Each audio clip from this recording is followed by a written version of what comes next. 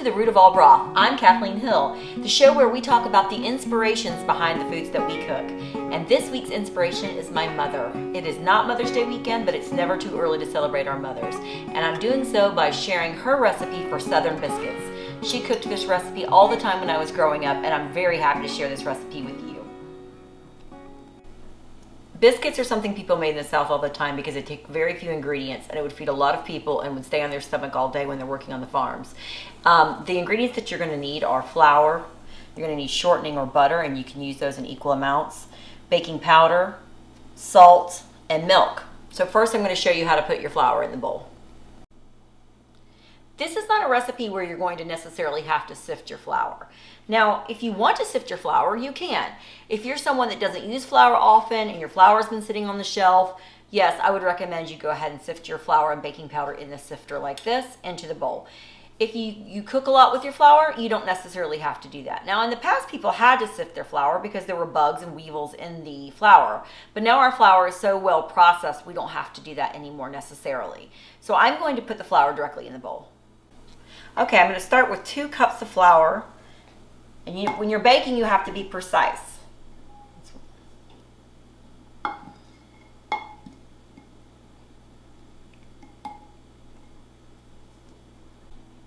We're going to start by mixing our dry ingredients first. So to that 2 cups of flour, I'm going to want to add 1 tablespoon of baking powder and 1 teaspoon of salt.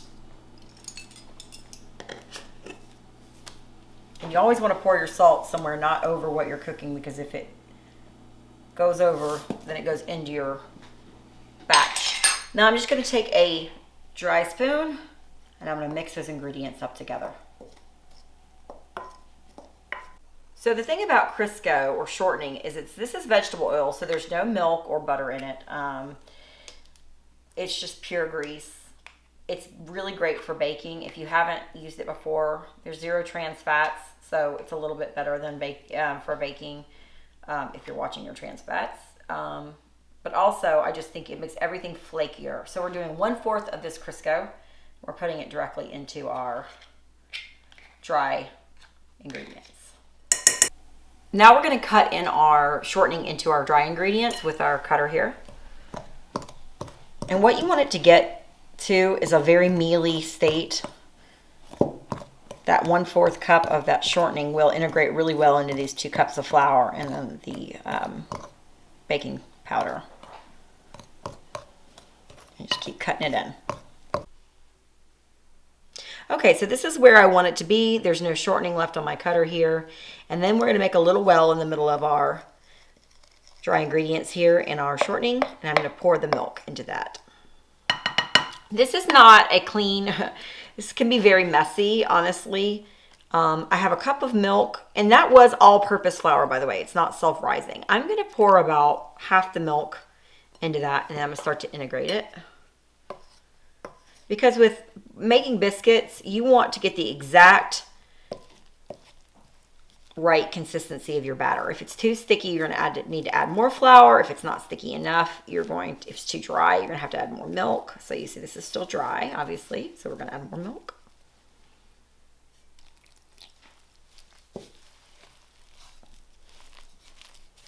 So I have a cup of milk for this recipe. If you feel like your dough is too sticky, then you could just use 3/4 cup. If you feel like it's too dry, add a little bit more. Now, the secret to making biscuits is not to work with the dough too much, because if you work with the dough too much, it's going to get tough. So we're going to just make it into a ball, and then we're going to turn it out. So you might want to use your sifter just to do your flour, so you don't get too much flour in one spot on your mat. So you do want to add some flour to your mat, because we are going to integrate some of this flour if the dough is too sticky, and we don't want it to stick to our mat either. Okay, now we're just going to turn this dough out. It is a little sticky, so I'm going to integrate some of this flour in there. Okay.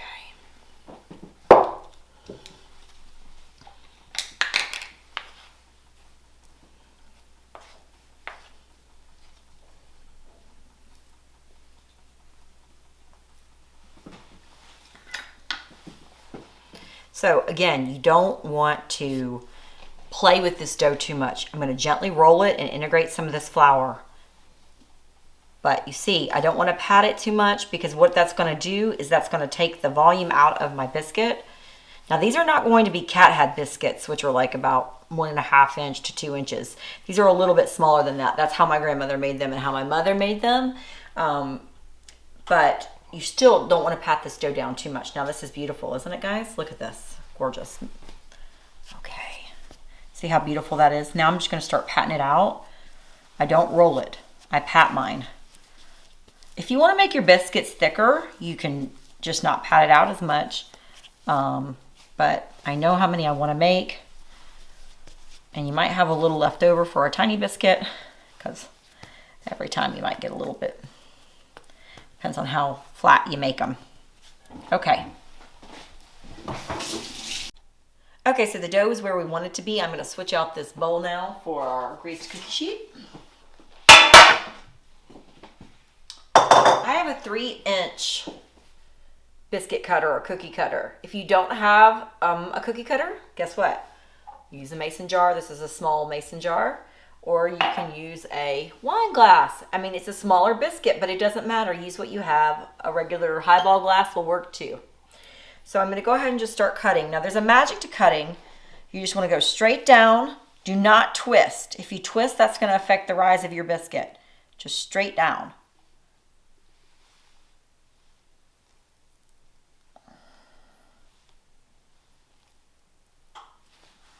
These are a little sticky. But when I put them on the pan, I'm going to want them to be touching. Lift that right up. So you can see how I'm putting them on my pan here. They're a really good size. Okay, so you see I have some dough left. And again, we don't want it to be tough. So we're just going to come over here and kind of gently press it down again and integrate it again. It's a little sticky there. Get some of this flour. And I'm going to press it down again. Okay. It's a hard thing not to twist. I know everybody wants to twist. It's like natural to want to twist your cookie cutter or biscuit cutter. Let's see if I have one more in me. Looks like I probably do.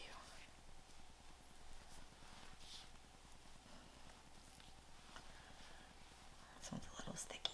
Now, if you've tried to make biscuits before, I've had people say, Kath, I'm so glad you're making biscuits because I've tried them. I've had no luck. Here's a couple things that can affect your biscuit rise. Number one, like I said, if you're twisting that biscuit cutter when you're making your biscuits, if you're doing that, that can affect the rise. Also, if you're using bad baking powder, like old baking powder, that can affect your rise. So think about those things. If your products are really old, that might be why it's not rising the way you want it to. My oven is now set at 450 and it is ready to go. And we'll put these in the oven for 13 minutes. Okay, to add some color to your biscuits, you can do a couple things. I've got some melted butter here, so I'm going to add that, salted melted butter.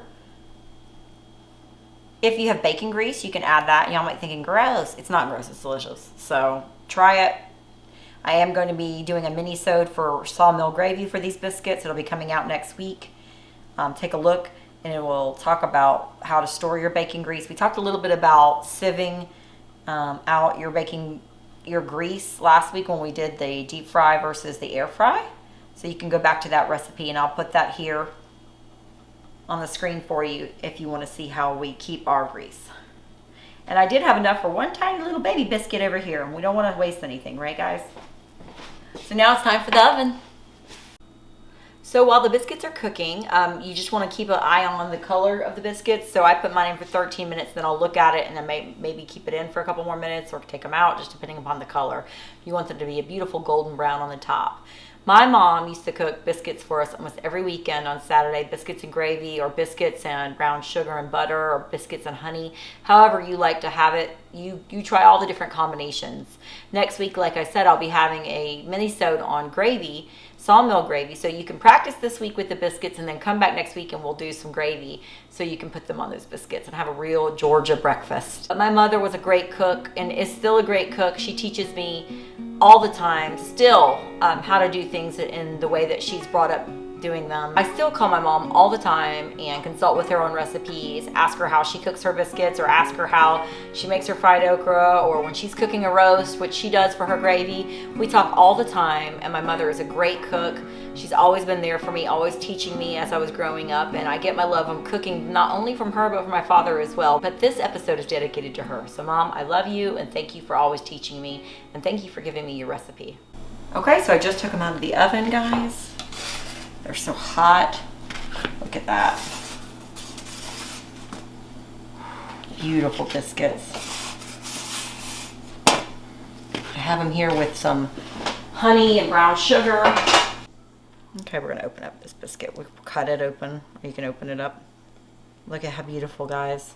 Usually you can tell the biscuit's done by tapping on them. If they seem like they're really dense, then they probably need a little bit more time in the oven. I ended up keeping these in for about 14 minutes. When I looked them at 13, they looked beautiful, but need a little more brown on the top. I had some beautiful butter there, guys. Oh, look how good that looks. Okay, now I'm just gonna add a little brown sugar here. Oh, look how good that looks. Nobody likes brown sugar biscuit more than my boys. And that's it, guys. Homemade Southern biscuits the way that my mom makes them. And boy, are they good. Let me take a bite of this. Delicious. I hope this makes it easier for you. Okay guys, thanks for stopping by, and if you haven't subscribed, go ahead and hit that button to subscribe and ring the bell for notifications. Again, look out for that mini-sode next week on sawmill gravy so you can make that wonderful gravy with these Southern biscuits. And remember, in these tough times, make sure that you're giving to your community. I am going to put a link in the description to Feeding America. It's an organization that works to help hunger in America and also in our local communities. The Maryland Food Bank is actually tied into Feeding America. So please give where you can, help your neighbors. If your biscuits don't turn out great the first time, don't throw them away. Mix them up, make some kind of bread pudding. Do something else ingenious with them. Give them to your dogs, give them to your neighbors, whatever you have to do, but let's not waste any food in this precious time. Thank you again for stopping by, and I look forward to seeing you again.